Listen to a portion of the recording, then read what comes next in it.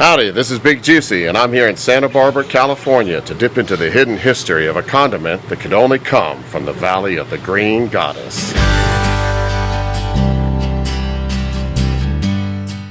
On Valentine's Day, 1918, Steve Henson was born, the son of a barber, living in the small town of Thayer, Nebraska.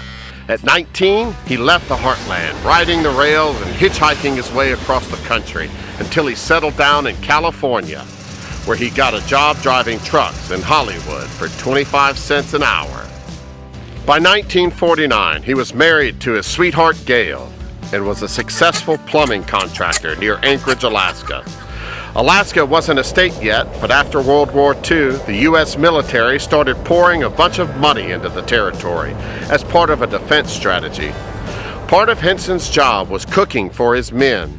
He found that a lot of the plumbing problems were caused by high-fat diets that were not balanced out with a proper amount of fiber from foods like vegetables. Steve looked for a way to encourage the men to eat their vegetables while keeping the fat content lower than the popular blue cheese dressing. It's tough to feed men up in those bush jobs. If they don't like something, they're as likely to throw it at the cook as they are to walk out cursing. I had to come up with something to keep them happy. I always enjoyed working with seasonings, and it was then in Alaska that what's known as ranch dressing came into being. Buttermilk is a good base for anything. You can use it to make 100 things in the kitchen. I experimented with other mayonnaise-type dressings too, but they just don't have the consistency of a real mayo and buttermilk mix. The workers loved it, and the plumbing problems started draining away. After being trapped in a cave-in while on a job in Fairbanks, Steve decided to take his money and head back to California, and Steve and Gail settled in a luxurious neighborhood in Santa Barbara. Henson quickly became bored with suburban life and longed to fulfill his dream of owning a dude ranch. In 1954, he found the perfect spot and purchased a 120-acre ranch with a waterfall and natural springs. It was hidden off the highway along an old stagecoach road, and it was named Sweetwater Ranch. The first thing he did was rename it to Hidden Valley Ranch. Henson was the ranch's main attraction. He was a great storyteller, the type of man that makes history and makes up history. Folks say he had a dozen stories about how he killed the bear that laid as a rug on the floor of the ranch house. The truth is that he pulled it out of a dumpster outside of a showbiz pizza place in San Bernardino. Along with the stories, Steve's wife Gail would entertain guests by playing her Hammond organ while guests danced away in the main room. Operating the Hidden Valley Guest Ranch had its problems. The place was remote and visitors were few and far between. There were a handful of regular guests, some UCSB frat parties, and a few company picnics, but they barely paid the bills. Plus, it was a lot of work. His wife Gail was the cook and would cook up to 300 steak dinners a night for guests at the ranch. The only salad dressing served was her husband's concoction. The dressing was so popular that they sent guests home with quart jars full of the dressing. One day, he ventured down the old stagecoach road to the Cold Spring Tavern, another hidden gem in the valley.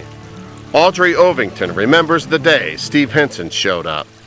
The first I knew of the dressing was one day when he came into the tavern's family entrance and headed straight for the kitchen, and he said, "Gotta mix something up." He came out with a little white bowl. Handing me a spoon, he said, "Taste it. What do you think?" It took off in my mouth like a freight train. "What is that?" Then he smiled at me and said, "That is Hidden Valley Ranch dressing." Immediately, it was put on the menu, and the Cold Spring Tavern became the first restaurant to serve Hidden Valley Ranch dressing. Not long after, a guest at the ranch from Hawaii asked to be sent home with 300 quart jars of the dressing for a luau he was throwing in Oahu. He thought the dressing would be great to cover up the taste of the poi and to bring life to the bland Kahlua pork. There was no way he could travel with that much dressing, though. Steve told him to give him a few hours, and he went into the kitchen, weighing out spices and putting them into envelopes. He handed the guest several envelopes and said, Mix each one with a quart of mayonnaise and a quart of buttermilk. He called a few days later, wanting more. He said, "Aloha! All of the dressing you sent me is Paul. It is more better than all the other dressings we have, and the people are calling it dressing Naka'oi."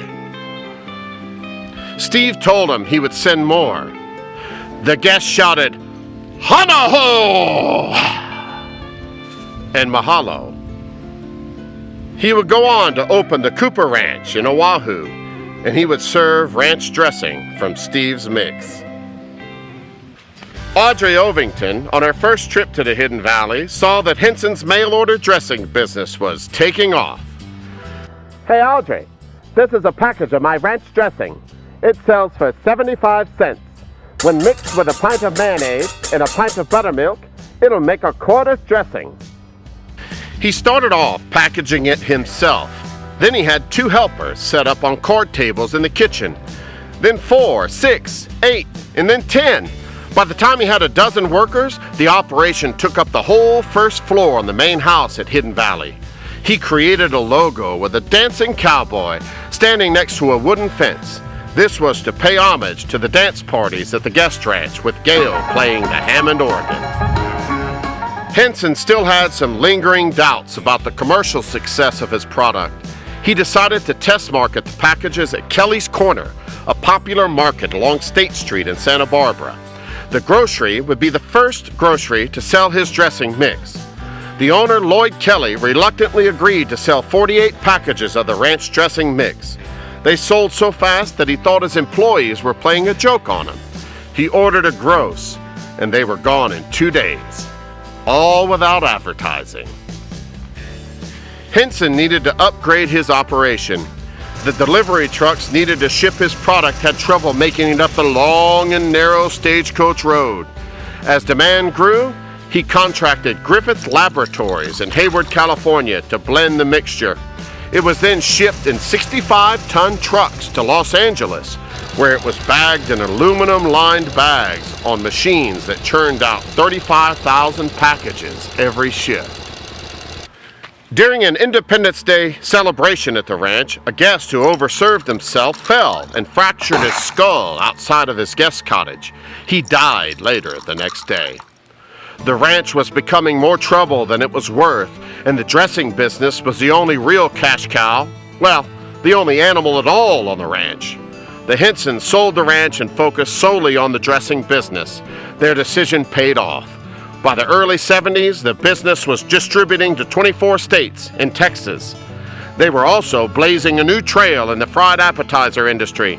Once ranch became known to the culinary experts, foods like jalapeno poppers, range rattlers, Texas toothpicks, chicken strips, ranch-style dip, and wings from buffalo became staples across the country.